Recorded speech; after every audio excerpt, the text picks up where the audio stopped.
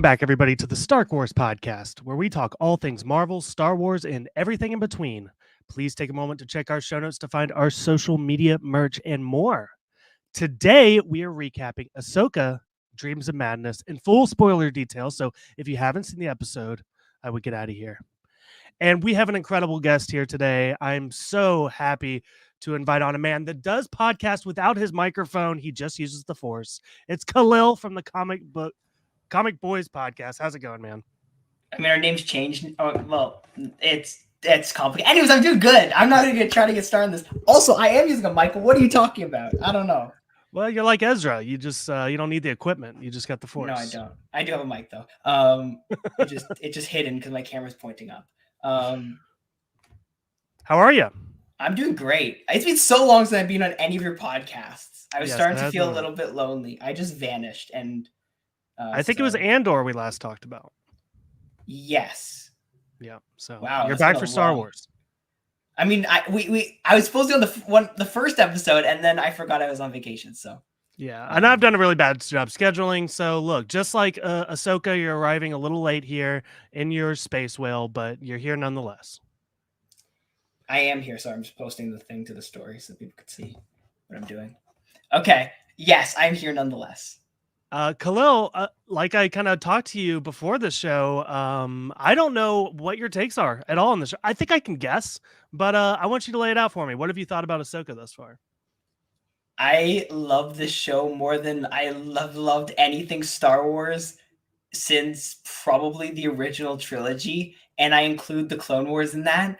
I think this is pure brilliance. I think it is made even better by the fact that they finally have a direction. And because I don't think we've talked about Star Wars since we actually found out that they actually have a plan and that they intend on ending this kind of new Empire era with a movie where, I mean, I guess spoilers for the next episode, which I haven't seen yet, but I'll tell you what's going to happen. Thrawn is not going to die, and he's going to restart the Empire, and it's going to be glorious, and that is going to be the movie.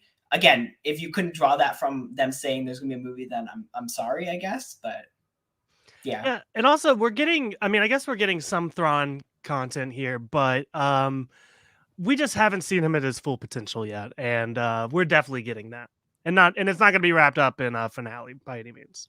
Oh, we got so many hints though. Yeah, and like this episode that we're talking about specifically, there were so many moments where I was just like, that's Thrawn. That's just pure Thrawn. That's true. We're definitely getting a good taste of him here. I gotta say, I don't know. It's tough because every episode I'm like, is this one my favorite? I'm not sure. I don't know that this one was my favorite, but there was just so much good stuff here. So many smart choices that are made throughout the entire episode that, like, it makes me maybe a little sad that like we didn't have this sort of direction for the sequel movies. Like I feel like this is what the sequels should have been.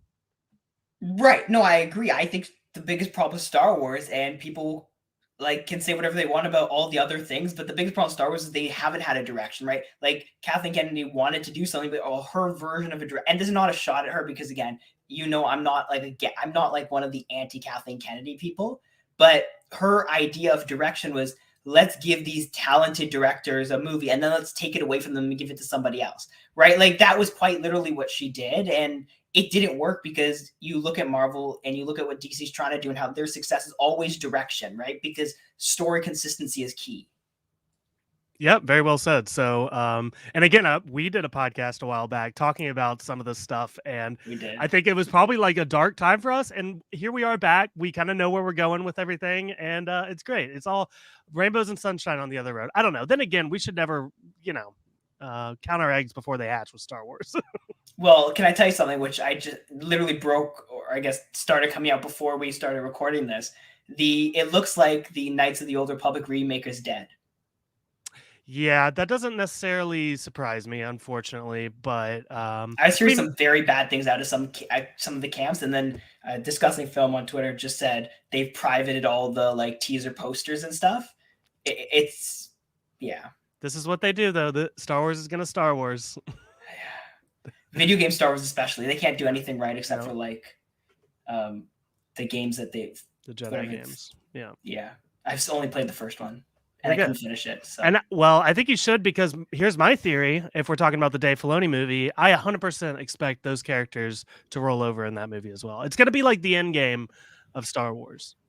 I'll just probably watch someone who can play video games because I don't like video. Outside of like Spider-Man, I don't care about any video games anymore. Okay, all right, that's fair. Yeah, All right, and well, Knights of the Old Republic if they actually ever came out, but you know.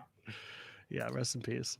Okay, well, let's dive into the episode here. And we do open on I figured to be a really crazy scene. We kind of get Hera here reporting back to Mon Mothma. You know, this other senator is upset with her. But we get an interesting cameo here from C-3PO, who's bringing a message from Leia, which I just got to say, I thought this was a really smart way of kind of including Leia without having Leia or like a CGI Leia. You know, C-3PO kind of coming in, acting in her stead. It was a lot of fun. What did you think of this whole scene? Okay, so outside of the fact that I was jumping up and down like a child, and actually it really sucks because I don't have my Bloodline book with me. Otherwise, I would have brought that one out. I've got 2 other books here. Those are my props for later.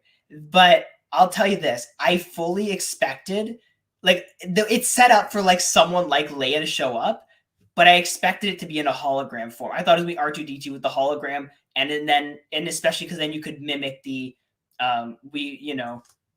trust me, Obi-Wan Kenobi, you're my only hope type thing. And I also thought that they would recast. I thought this would be the episode they recast Leia, but I was wrong. Interesting. Because I think they're going to. You do. Well, is there something that tells you that? Because here's I would push back on that only because if they haven't recasted Luke yet, I don't see how they're going to recast Leia. Well, so my conclusion comes in 2 forms. The first one is, if they decide to kind of stay in this era of Star Wars, and I don't know how much they plan on doing that after this movie or after the movie, but if they do, they're going to eventually need to include Leia because again, Bloodline, I don't know if you've read it, but it is about kind of the pre-First Order time, and it is a canon book, but it does, obviously Leia plays a major factor in this, and they did a really good job skirting around the fact that Leia's like alive and very active right now, but I think they're going to have to recast her, and they did technically already do it. Like, they did recast her already, so that's pretty much, yeah. What, with the little girl? Is that what you're referring to? Yeah, and Obi-Wan, they recast her, so it's not like it would be unprecedented. Okay, that's fair. I buy it. Okay, so this other senator who's like really pushing back on them, like, honestly, my entire time, I don't think he's going to be important by any means, but I'm like, dude, if you're not an Imperial spy, I don't know what you are, because like it seemed like he was just speaking against any sort of common sense here at this little round table. So yeah, and he insults the droids, which, this is a pro droid podcast, and we don't like people that bully the droids. So, okay, I really didn't want to do this, but you're gonna make me do this. Okay, Phantom Menace is one of my favorite Star Wars movies, and the reason for that is because I am a nerd, right? Like, I study political science. I am a nerd. I will therefore be. I loved every second of the galactic trade route, and all the trade blockade talk in that first episode of Star Wars. And I'll tell you, this single scene was probably the greatest thing the show has done. I think it's even better than the Return of Anakin. I actually did not like that episode as much as most people did. But this was like, when you're talking, like, because like this kind of person, right? This person who's pushing back is the exact kind of person you get in every functioning democracy, right? And it's that kind of person who's not very smart, but is just a jerk for the sake of it, and seems evil, but really isn't evil. Like, that's such a common theme in the way democracy is represented in media, and also the way democracies actually work, that it felt just so perfect. And he's just trying to obstruct like the process and trying to do his own thing. And I'm not going to get super like into it, but I thought it was like perfect. And if he's unimportant, then that's even better, because that shows, kind of the scale and how important these people actually are. That was really well said, because, it's not that I looked at this person as unimportant as I did like idiotic. And then when you started to break this down, I pictured a lot of the American politics, and I won't talk about which sides, but they're All everywhere. sides. All sides. Yeah. They're all dumb. So yeah, it's a very familiar feeling. So well said. Very well said, actually. What else? What else in the scene stood out to you? We get a little Carson Teva. I mean, I think the other thing is Mon Mothma. I think Yeah. she's become a very interesting character. And more so than because I think she was a plot point for a long time. I think Andor really started to change that because she kind of became more of a plot point who kind of just, I think even in Rogue One, she was really a plot point to kind of get them to rebel, right? But it's interesting because she's always seemed like the most non-rebel leader of the rebellion. Like she hated the idea. It seems like she hates the rebellion as a concept. She just didn't like the Empire, which again is very like funny and how real it is as a concept. And this whole show does a really good job kind of, taking the real life forming of America, right? And that Revolutionary War and then the rebuilding era and how they use that so well to kind of look at this new republic time, right? It's something which, again, you look at Star Wars, the original trilogy, what is the thing that it's there? It's all based off World War II, right? Like, obviously the stormtroopers and all that other stuff, like it's all taken inspiration from that. This takes a lot of inspiration from the American Revolution era, and I think that's what makes Star Wars so good is when they take the inspiration from those events. Yeah. Khalil, you're blowing my mind. George Washington, by the way, in this whole scenario. Like, yeah, I'm being serious. Like, if you look at that George Washington, like his vibe, hell, if you don't want to even do the research, just watch Hamilton and you'll see the George Washington in that, which is, in that sense, similar to the real life George Washington, is like that's exactly what Mon Mothma is doing. Secret, like publicly has to like pretend she's not in with the rebels, and then can kind of be quietly like, okay, hopefully you know what you're doing, right? Like that's the exact scenario. Yeah. I love Star Wars, by the way. I can tell. I love it. I love that you love Star Wars. Okay, well, let's move on to this other scene here where we are back. We'll spend the entire time talking about that first scene of the. I mean, I probably could do a whole separate podcast on like the parallels between American history and Star Wars for sure. So we'll put a pin on that one. Yeah, that's our next collab. Yeah. So yeah, we get back with Ahsoka and Hu Yang here, and they come to a stop, and we get all kinds of crazy stuff here. Okay, he's pulled out the Ahsoka book. I love this book, by the way. This is where they get into the minefield. They go into like the ring of the planet. What do you think about all this? It was probably the most boring part of the episode, which I think it means the episode was really, really good because it felt like it was almost like the worst kind of trope you could draw on when you come off that incredible scene and then the stuff that kind of happens afterwards, because it is quite literally like, oh, what are the odds of this happening? Oh, I like the odds. Oh, look, we're right. Like there was no struggle and it was very weird. And I think this is, again, one of the weird, like old Star Wars thing where it's like, let's make a joke. Oh, look, everything happened and worked out nicely and there's no further consequences to our actions. So, Yeah, no, I mean, this is kind of like this is like one of those things that you're showing a friend Star Wars for the first time. They're like, wait, that doesn't make any sense. It's like, we know, okay? It just happened, okay? It happened this way. There's the Force. It's magical. They brought him here. Get past it. So, and I have no issues with that explanation. I just think it was the kind of the weirdest thing they did in this episode and probably in this show. Like there are these little moments where it kind of reverts to old Star Wars, so to speak. And by old, I mean like sequels, movie Star Wars. And I think that's not the best version of Star Wars. Obviously, I don't think anyone would think that's the case, but yeah.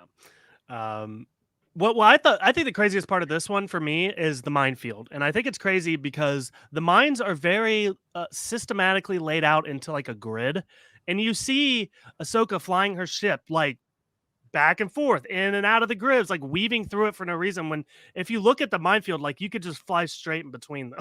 So I think the mines were moving though. I think that's what they were showing. Okay. I think there was like a point where they showed one of them like activate and then start floating up. So I think they were moving. Okay, that's fair. I think if my memory serves, then I think they were moving. Yeah. Okay. Well, I'll let them slide on that one then. Otherwise, I would have had the same issue. Like if they weren't moving and I'm just remembering this incorrectly, then yes, that was also. Well, I think they were like motion activated, so when they got closer, they would light up and kind of get closer to the target. That's kind of the what I was getting from it. But who Also, we knows? don't know how big the explosions were, and if you don't move enough above them, they'll still impact you, even if you're not Yeah, for sure. So, okay, well, I did really like them going through the debris field because it was kind of set up in a throwaway line at some point. I can't even remember, but somebody mentioned that the ring around the planet was like where the space whales go to die. So it was almost like a graveyard, and like all of there's like bones, and it's very interesting. And there's also like more life. Like we saw like space fish or something out there, so it's interesting. Yeah. I mean, I have nothing much to say on the debris field. It You don't was have any. Well, what about space fish? Space fish are cool. I have a big problem with the creatures they've come up with for this different galaxy. Highly disappointed because the one planet they choose to go to is devoid of pretty much all life except for these little turtles. So I'm a little bit disappointed because Star Wars has so much potential there. But Yeah, like you could have gone somewhere like what's that one planet in Revenge of the Sith, Felucia, I think, that has like all the beautiful flowers. Like they could have done something a little they more. could have made it more than just a barren wasteland in another. Like if you're in another galaxy, like it's a long time ago in a galaxy far, far away, but now it's another galaxy, not that galaxy. Like, Yeah.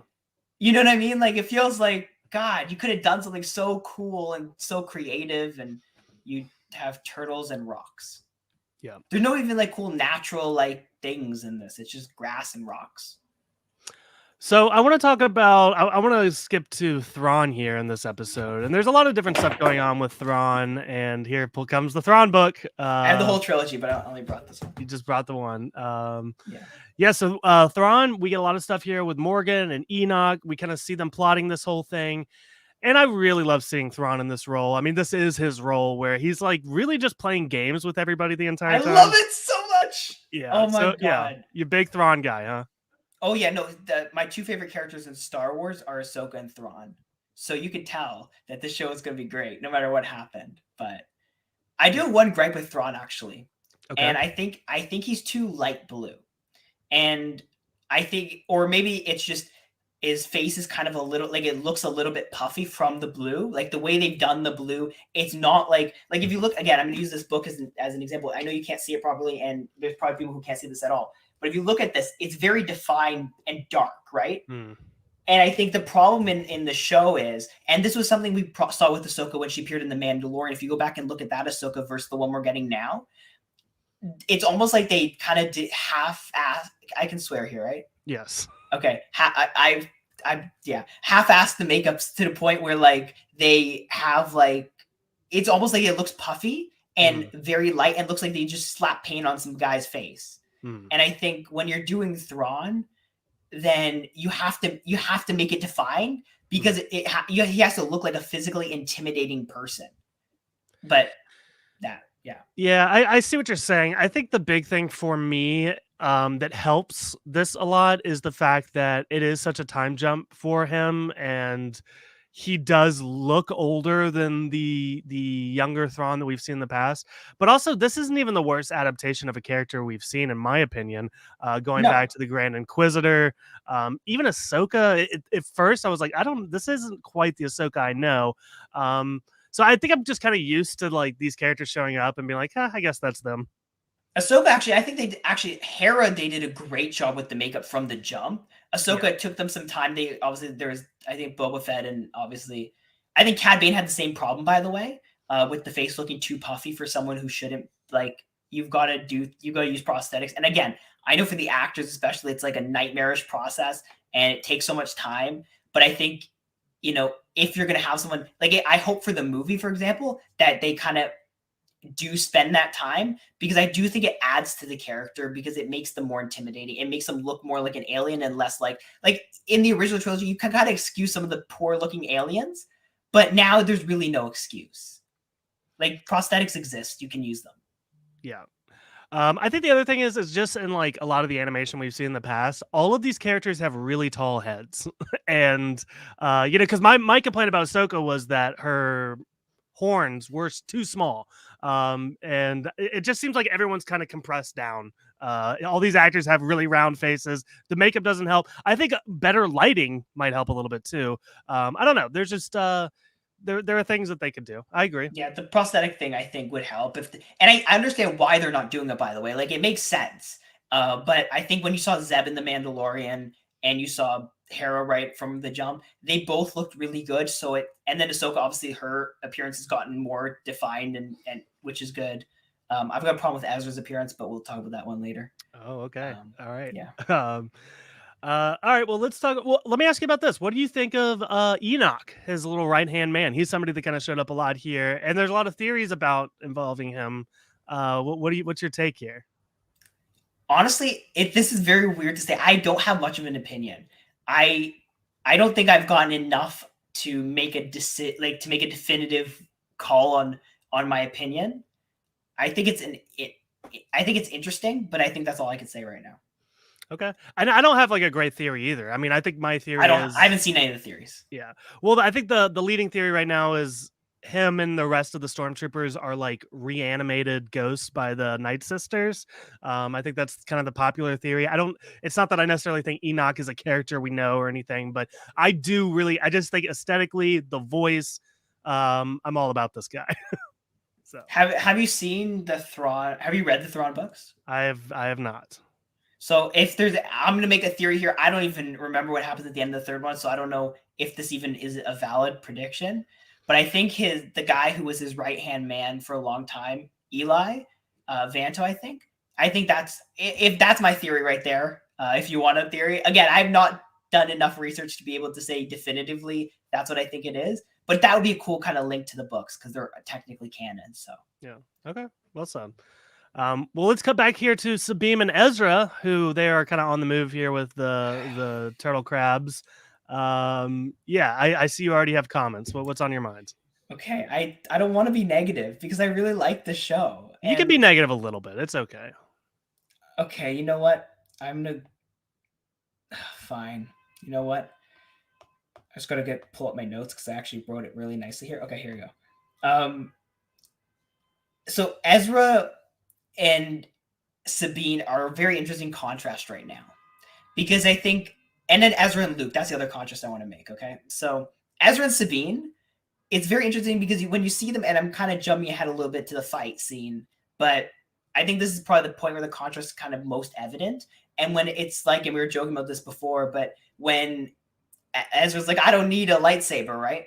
And it kind of shows you this maturity, and it shows you that Sabine not only hasn't grown since Rebels, but has actually gotten more childish, right? And you kind of see who the real, and again, I feel like someone's going to take this out of context, but you kind of see who the real Jedi are and who the real Jedi aren't in this show. And it's almost like, because Ahsoka, Ezra, and Baylan Skull are the real Jedi in this, right? Or real Force users. They're the pre-soldier Force users, right? That's how they kind of act. Then Sabine and shoot, I don't remember her name. Shin, yes. They're the kind of warrior Force users, right? They're the kind of Clone Wars era of like Jedi Knight type thing, right?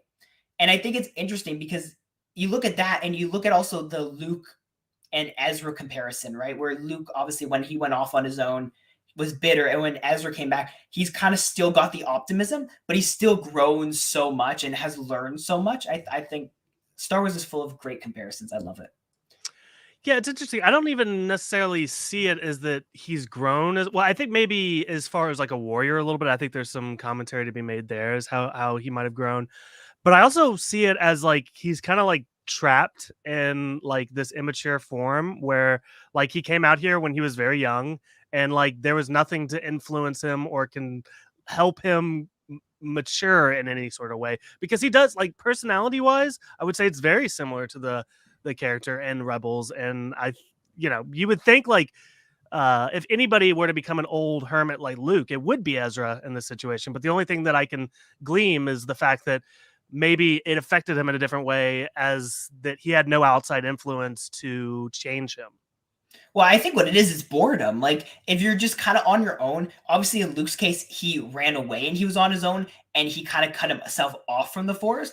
I think in Ezra's case, and I think we'll see this because I think Balin's going to be a key, not only a key factor in the season finale, not only for the season finale, but also for the movie, because I think there is something there which they're not showing us yet for obvious reasons. But I think he's kind of gone into the Force more, right? And you kind of see this maturity, almost like actually the Luke jump would probably be the one from Empire to Return of the Jedi, right? Like he's taken that leap. And I think that's an important leap, because I think that's when you really become a Force user, like in the Obi-Wan kind of meditative style, and not in the, because he was not emotional in this episode in the same way. Like he didn't get aggressive or angry. He was really calm, and I think that's the sign of a Jedi who has grown. Like I think that's what the Jedi strive to be, right? Are these calm, almost emotionless? Yeah. Yeah. Well said.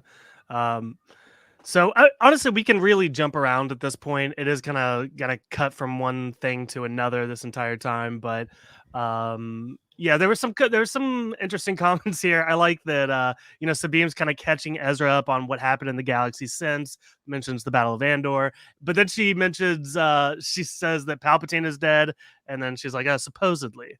Yeah, that one was a little bit also like a weird moment where it's like, come on. Like, yeah, a little on the nose. Okay, well, why don't we talk about Balin and Shin here? They're kind of okay. Can I ask you a question to start off this conversation about Balin? Because this is a theory I've had, and I wanted to run it by you. Balin, there's which former like Clone Wars era character does Balin's fighting style most remind you of? Ooh.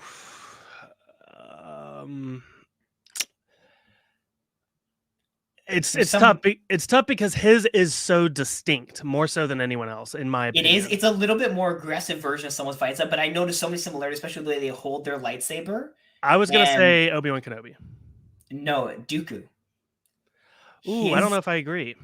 So if you look at the way, and this was early on especially, if you look at the way he held his lightsaber and the way he fought, it's like a slightly more aggressive version of like that Dooku fighting style. Because the Dooku's fighting style, remember, was very like, it's probably the calmest evil person fighting style that we've seen, right? Like it's literally, it doesn't even feel like it's fueled by rage. It's like very almost artistic. And I think Balin has a little bit of that. And I think it would be interesting because I don't know what his age is. It's hard to judge ages at this point in Star Wars. But it would be interesting because it seems like he was in the temple at the end of the Clone Wars, I think. Like, I think that's what they're saying is he was a Jedi, I'm assuming, at the end of the Clone Wars. So it'd be interesting if he had some interaction or had some connection to Dooku. Because I don't know, I just get the vibes. Okay, I could see like maybe more so not necessarily like the physical fighting style, but more of the mindset that they might have while fighting, where it is like a lot more calm and sometimes a little more defensive even. But for me, like I always try to think about like, okay, if this Jedi's had a real sword, what would it be? And I picture Balin with like a claymore or a longsword type, and I picture Dooku with more of like a fencing sword. That's typically how I think about these fighting styles. But I think you're right as far as like the calm, cool, collected aspect of the fighting. I just think it's weird to see someone who has a red lightsaber and is a bad person. I don't know what to label them as because they aren't really Sith. They aren't really, I don't know what they are. But like the people with the red lightsabers, like the dark side users, even though he doesn't even seem like a dark side, like he seems like there's something else going on. And it really sucks that I think Ray Stevenson plays him and he is no longer with us. So I wonder if they had plans for him, if they recast him, because I know that's like a little bit off topic, but that would be because I feel like there is more to him, but I don't, obviously you can't, Well, since we're talking about Balin here, I'm down to just kind of jump to, I think we were left in a very weird place with Balin. It seems like he kind of abandoned Shin in this whole fight. And, even Thrawn says that he's gone missing. There seems to be another agenda here with Balin. Do you have any sort of idea of what that could be? I think this is the place the Force started. I think the Force started in, on this planet, in this I think the Force pretty much originated in another galaxy. And I think the way they're going to kind of play this off is the Force didn't come from the galaxy it ended up in. It was brought over, and essentially like the way to use the Force was brought over, and I think we're gonna learn that the Force is almost an invasive species in the galaxy that Star Wars takes place in, and I think we're going to learn more about the Force because I think he was hinting at there being something else here, and I think that's what it is. Interesting. Like I don't think the Force means this all-encompassing great energy. I think it's going to be this almost like virus almost type thing, and I think it's going to change the way we look at the Force, which could because it feels like Disney Star Wars likes taking the swings, and I think they don't care if everyone's angry at them for doing something. So I think that would be kind of the most interesting way that they could do it. But that's my hunch. I never considered that. I kind my gut was like, okay, well, Balin's probably just gonna go try to screw over Thrawn and like I don't know, try to take over. I don't know. He doesn't seem like he cares about power though. It looks like there is a legitimate purpose. I think he's trying to. I think we're gonna learn the origins of the Force. It also fits within the plan of what the other stuff that we think are theoretically coming from Disney Star Wars based on what they've announced. We know there's a plan to do some stuff when it comes to the origin of Jedi and Sith, and High Republic kind of, and a little bit probably pre that. Obviously, Acolyte is going to be dealing with that earlier era. So I think they're going to start looking at the origin of the Force, and they're going to realize, like even before the known history, it came from another galaxy because that feels the Force wheels go there, which means there has to be some real connection to the Force, right? Like they're not just traveling there because, right? They're traveling there because maybe they're the reason the Force has moved from galaxy to galaxy. I don't know. That I do like that because it would explain why the Purgle are drawn to it, how Ahsoka got there, how they got there originally. That would explain that and kind of get rid of like the odds of it all.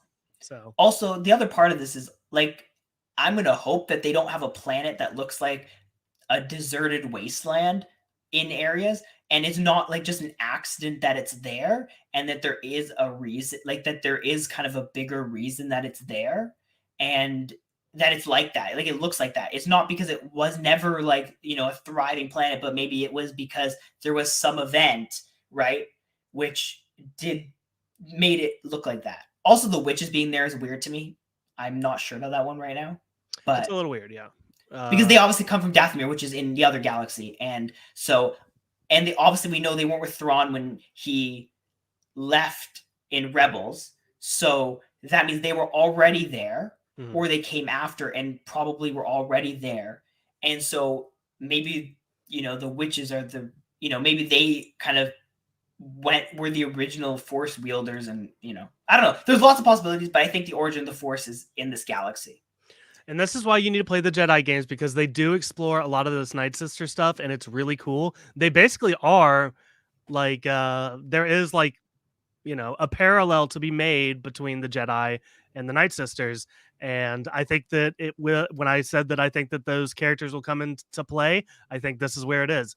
I will say I think that at least what they're selling us, that could be a lie. I don't know why they would kind of lie about it right now, but they seem to be trying to make us believe that the Night Sisters originated here and then possibly moved to Dathomir later.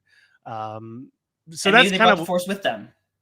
Like maybe they were the people who brought the Force over, so to speak. Like I don't know what the original version of these Night Sisters were, right? Because we saw the kind of modern version of them on Dathomir, right? But we don't know where their origins came from. Like maybe they're pure creations of the Force, right? Like, or this thing called the Force, or maybe they're infected, because like they also look very different. And again, I know it's live action versus animation, but they look much almost worse than like they look kind of like broken and almost like diseased, they right? look older. Yeah, that's what I said last week. So I think it's interesting because if they are like, if you look at the Force as like a disease instead of like this, nice, cool energy thing that can be used for good or evil, that would also kind of even explain kind of Luke's feelings toward the Force, right? Because Luke was very anti-Force post, obviously, when he shows up in The Last Jedi. I still think there is something that we're missing and that they're going to show us. Maybe I'm thinking too much into this. It's very likely, but that's why we're here, right? Okay, I mean, it would definitely make for a hell of a finale. So, um, Let's talk about this fight scene we get here with the Raiders versus the Crabs and Sabine and Ezra. This is where we get Ezra really using those force powers, which I really loved that choice. I thought that was really cool. I think it made a lot of sense for him. And then Shin here as well. And then Ahsoka comes in later. But yeah, what did you think about this whole fight scene? Okay, first of all, do those Raiders look like the Praetorian Guards from The Last Jedi? They do, right? It's not Yeah, me? yeah, Okay. a little bit. So is that lack of creativity or is there something deeper there? Uh, I think they're different enough, and it's more so like just it's Star Wars, it rhymes type deal. Again, it's like poetry, so if they rhyme. Yeah, I don't think it's a lack of creativity, but like everything kind of builds off of each other. You have a rhyming versus steel. I don't know. I think they could really easily solve this by having like the Raiders also join the Thrawn force, and then them just being around the Empire would explain the design thing, or have Thrawn kind of invent the Praetorian Guard, which ends up being Palpatine slash Snoke's thing. I don't think that's a spoiler at this point. It's so many years old. I feel like if you're stretching anywhere, that's the stretch. Well, I'm saying if you might as like if you know they look the same, you might as well just say, okay, you know what? Let's have Thrawn be instrumental. Like maybe he creates the first version of them, and because I don't know, it just feels like a very weird continuity thing if Thrawn has no part in this. Yeah.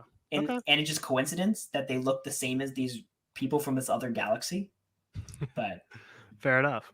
I will say the one thing that I don't love, I don't know, I'm a little conflicted. I think it makes sense, but also like they keep letting Shin get away. Like they had every opportunity to at least capture her, and they didn't. They I just think let her that's a run off. story thing, though. That's a story thing, right? What do That's you one of mean? the moments where like they need her around for the Oh yeah, story. I mean it's like it's overly convenient for her to be able to run off like that. And I will say like it makes sense from Ahsoka's point of view where she's really come to peace of like being the more like monk type Jedi where she's not really here to kill per se, but this chick has been a thorn in your side for a while. You could have done something.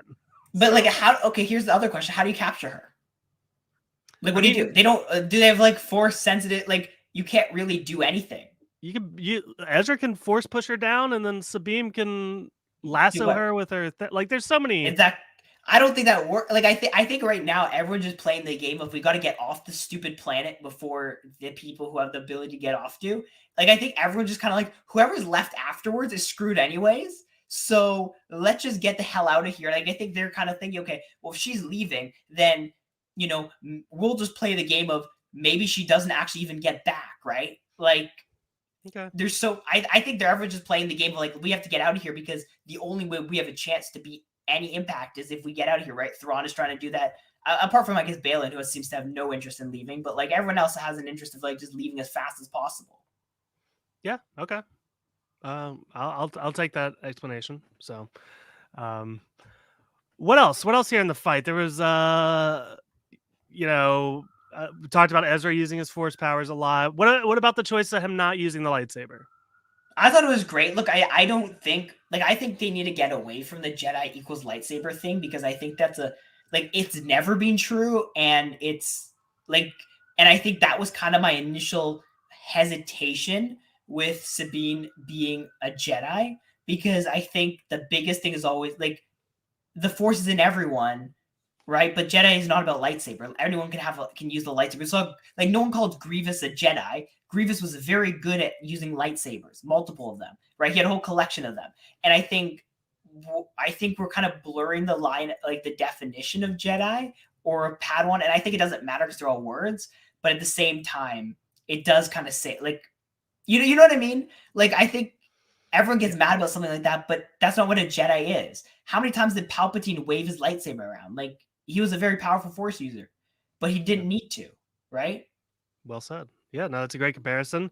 And yeah, I think it makes total sense to me to like he doesn't need a lightsaber. So I think that's a really cool Well, the element. Force as a weapon is the Jedi's like weapon. That is what like even their ability to use the lightsaber the way they do is not a matter of like it's because it's a lightsaber, right? It's because they can use the Force in combination with this blade. Hmm. Yep. But Yep. I mean, I don't know. I think people get mad about stupid things. No, The nobody's mad internet. about that. We're fine here. I'm sure the internet. I'm sure someone on the internet who's mad about that. No Star Wars listeners, right, guys? Hopefully not. No. um, But okay, well, hey, that's kind of. I know you have notes. Is there anything else that we missed going through? I'm gonna go. Let me look at my. I thought. Oh, the other thing, which again, I don't. It's not much, but the. Oh yeah, there's three things actually. One, the witches being able to use interfere in the Force, like in forced communications, is kind of crazy to me because they're Ahsoka sending Sabine the message, and they kind of intercepted it, and that was very creepy and cool, and it was like, oh, this got a little bit deeper, and there's a little bit more to this now. I don't know what you thought about that, or if that was something which kind of struck you. No, I mean, it's definitely interesting. There's definitely more to it with the Night Sisters and the Force. What's interesting to me, and the thing that I keep going back to, is how much they hate the Jedi. Like, they call Sabine an it because she was a Jedi. So there's something here where, like, is there a bit of jealousy? Is there a bit of like, you're on our turf? Maybe, I don't know. I think there's a lot more to be said there, and you might be onto something with like the origins of the Force and all that. And they also use red lights instead of green magic, like green flames, like the ones that we're used to do, which is interesting. And I don't know what that is. Yeah. But so I want to ask you a question quickly. Okay. Because I know you do this on your podcast. Okay. And I'm going to kind of flip the cards. But if you had to predict a character to cameo in this last episode, and again, I know you do this before the start of every show or at the start of every show, which character that we have not seen yet in any of these live action shows? Oh, that's hard because I already had one, but you could give me that one. But I wanted who outside of the box, kind of like, like that we haven't seen any of these live action shows. Now, movies are fine, but not shows. Let me Google Star Wars Rebels characters because my initial when you said Your that answer's gonna be Zeb. Yeah, I was gonna say Zeb. Easy. That's so easy. Let's see. All right. There's a couple things I see that could be a possibility. Could we get a Force Ghost Kanan? Potentially. Yeah, I like that one. I'm surprised they go Callus after that one, but yeah, that's the other one. I don't know. I think that's it. I'm looking at some of the I have an answer as in a prediction as someone who I think, and this basically fits exactly what we're talking about. I think we're going to get some version of Mother Talzin. Ooh, I would almost like, I feel very, very confident in some way or another. Assuming the last episode involves them actually getting back to the other universe or their galaxy or whatever, I think we're going to get a Mother Talzin kind of cameo. Either as like, she's dead now though, right? But remember, she's come back multiple times since she died as like a bunch of green flames. We've seen this a whole bunch since she died. She died a long time ago. I could see her, yeah, and more so like, quote unquote, whatever the version of a Night Sister Force Ghost is. I could see something like that. My thing is, if they were gonna like bring her back, why have these three witches? And also, if she were to come back, then it's four witches, and you don't get the like three witch parallel. I don't know. But you already have Morgan, who's a witch, or that's true. Whatever her name is. Like, she's a witch too, right? So yeah, I guess so. Like, I feel like there's some bigger person who is, because like there's no big fish in this show except Thrawn as like the villain, right? Like, it seems like everyone else is just like somebody's pawn, and I don't think Thrawn is smart. Like, Thrawn is smart enough. I don't think Thrawn is powerful enough, like from a physical perspective, to be able to orchestrate something like this on his own, right? Like, I think there has to be another, like, even Palpatine was operating in the same, galaxy as everybody else, and even he needed like a bunch of other people, to be a part of his like big plan, right? Yeah. And this is across galaxies. Like, do you really think Thrawn is able to get all of, like, he's good at if it's like, within his galaxy and within his even like system, right? But I've never seen, in all the Thrawn we've gotten, I've never seen him be able to orchestrate something this big purely on his tactical ability, which are amazing and tremendous, right? But I just feel like there has to be some like actually powerful person who is helping him, because now maybe he has them like maybe he has found a way to control Mother Talzin or something, and that is what it is. Maybe there's another Jedi or another Sith or evil person. Maybe it's Palpatine. I don't know, but I just don't think like how do you orchestrate that? It doesn't make sense to me. As much as I love Thrawn and assume he can do everything. Yeah. I can see that, and I think the answer would be Palpatine in a way, because I get the vibe that the Night Sisters are going to be involved in the resurrection of Palpatine, and that's where we're going with this. Is what I think, but yeah, I don't know. Also, Mother Talzin and Palpatine did have a decent relationship. Well, at least she had a decent relationship with Dooku, who had a because obviously Asajj Ventress and was Dooku's apprentice, and obviously they also did the Darth Maul thing, right? Mm-hmm. So there is a close relationship there. So I think Asajj Ventress would also be the other person who could come back in like some weird like hybrid half alive kind of form. Yeah, I'd be down for that. It's one of my favorites. So because she hasn't been live action at all yet, right? Nope. Ooh, actually, I like that one more. I don't know, like if I don't know if you're aware or if the audience is aware. I don't want to spoil too much, but it does seem like her book has ended, but I don't like the way it ended. So I would like to see her back. Well, I mean, and look, at the end of the day, like I don't know, like, do you think there's like something else that's like hidden? Because like it feels like there's some piece that's like missing in all of it. I just don't think the piece is there yet. I think we're gonna get the piece, and I think the piece is Palpatine. But like, is that not like just like a cop out? Because it's like, oh, but Palpatine's doing this stuff, and Palpatine's involved. Like the Palpatine reveal already was kind of lame as it is, right? And Tommy said something similar to me, but for me, I do want that explanation. I want to see it happen. I want, yeah. But I don't know. I think I've always had a problem with Palpatine being like this overwhelming force, because it always felt like he was just like it didn't seem like he was smart enough to do all this. And it's like he's like, if you even look at like the previous Sith, right? And it's like he seems like the stupidest of all of them, just from an intelligence standpoint, and yet he's done all this stuff. I feel like there's so many people who are smarter than him in this universe, and like he got beat by a child and some half-burned man. Like, it's not like he almost got beat by Mace Windu and then got a lucky break from the guy he's been like trying to turn against everyone for like, I don't know. I think there's just so many problems, and maybe it's because we saw so much of his like Chancellor side, but I just don't think he's smart enough to. Now, what if it's Jar Jar? Now you're really talking to the Stark Warriors. I know. I knew exactly how to, but like those turtle people remind me a lot of the Jar Jar people. Okay. Yeah, maybe a little bit. You can't tell me you don't see it. There's like some like cultural things that are different. I think the Gungans were prepared for war. They also just in their were like attitudes nomads. and stuff. Yeah, maybe I can see it a little bit. I mean, Jar Jar was a nomad because he was exiled. Yeah, that's true. Good point. I don't know. I feel like there's something else though. Maybe Jar Jar is on this planet.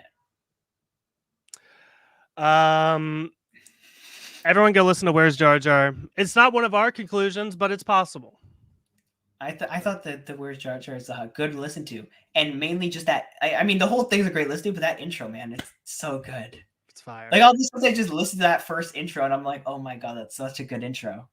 We appreciate it, Khalil. Khalil, thank you so much for doing this. I know you said you changed the name of your podcast. I got it wrong. So clear it up for everybody. Tell everybody where they can find you and what you're up to. Honestly, just go to the comic boy. It's comic boys _ on social media, because if I tried to explain to you how we currently have another podcast with other people, and then also we're like our entire podcast, which used to be just me and Alon, is now we have like 11 new people, and we're launching like 3 new podcasts in this like by the middle of October. So just follow us on social media, because then all of that becomes less important, and then you can find all our stuff. Because again, I really don't have the time to. I can't explain it to people who I have hours to explain it to. So it's very complicated. There's a lot of content and a lot of me talking to people who are very important and very famous. So, yeah, I love. There's a lot of stuff happening. Like literally, there's too much stuff happening. So it's going to be good. I like the tease. I'm excited to see what you have to come in the future. Before we close out here, though, I got to ask you this. We like to close with recommendations. Is there anything you've been watching, reading, doing that you want to recommend to the audience? I feel like you stole this from me because I end all my podcasts with this too. But we've always done this. So okay. Well, it's okay. We both borrowed it from each other. Let's go with that one. So I want to talk about Harley Quinn, the Harley Quinn show, because I think people forgot that there's a fourth season which just finished. That show is the best animated or the best DC project ever, because it does something that Young Justice does, but it does it on an even higher level, and that is it goes from that kind of like, crazy like Simpsons, Family Guy kind of humor to like this amazing character development, heartfelt, like anti-sitcom almost stuff so quickly. And it is just like, it is the perfect show. Like there's literally no fault. It's not boring. It's not too long. It's, fun. The cast is amazing. They're doing this Kite Man spinoff. It's an incredible show. And if you haven't seen it, apparently a 10 episode fourth season, it can be the most like emotionally like turbulent thing. And a bunch of animated characters who like literally would say something and they have like this amazing moment and then smash someone's head. Have you seen it? I watched the first season. Okay, why haven't you watched the second, third? And here's my thing. And you said there's no fault, and it's not really a fault. I think it's more of a personal taste thing. It's a little too silly for me. See, I think because you watched the first season, I think they kind of got more mature. I would actually tell you, like, it does get more like you like that kind of Simpsons. Well, yeah, here's the thing. Like, by no means am I clowning on this show. There's just so much to watch, and things fall to the wayside all the time for me. Yeah. So by no means is it. I'm not really hounding on the show, but if I had to pick a reason, that might be why. I'm not like big into comedies a lot, and it is good to hear that it possibly steps to the side a little bit more and has like more meaningful heart to the show as well. Yeah, they do kind of. I think the first season was a little bit more just fun chaos, and then I think they kind of find themselves a little bit more. Now, I do understand that because like my TV watching is exclusively either old sitcom rewatching or the Disney stuff, and then just these random short shows because I don't have the attention span to watch like multiple like 40 to an hour long like a minute long shows that are like serious and boring. Like I don't have the time for that or the attention span. So this is kind of my area to thrive. But I do also want to say shout out to Lights Camera Rant. Oh yeah, hit 1,000 YouTube subscribers. That's awesome. He's killing it, man. Yeah. So shout out to him. I need to shout him out because I know he's gonna be watching this. So he will. He definitely will. Khalil, I have to run and go watch Saw. So let me know how that is, by the way. I will. I'm going to close this out here. I like to remind everybody to rate and review us on iTunes and Spotify, preferably 5 stars. Also, please subscribe because we're going to be here every single week. Follow us on Instagram and Twitter at Star Wars Pod. I'm also going to put Khalil's social media in the show notes, so check him out as well. Ask us for our Discord link because we have a Discord community going on, and we'd love to have you in there. But that is all we got for you guys. Thank you so much for listening, and we will see you next time. And if you just type my social media into there, you get all the stuff too. So I've done it. It works. It's beautiful. I love the internet. Anyways, bye.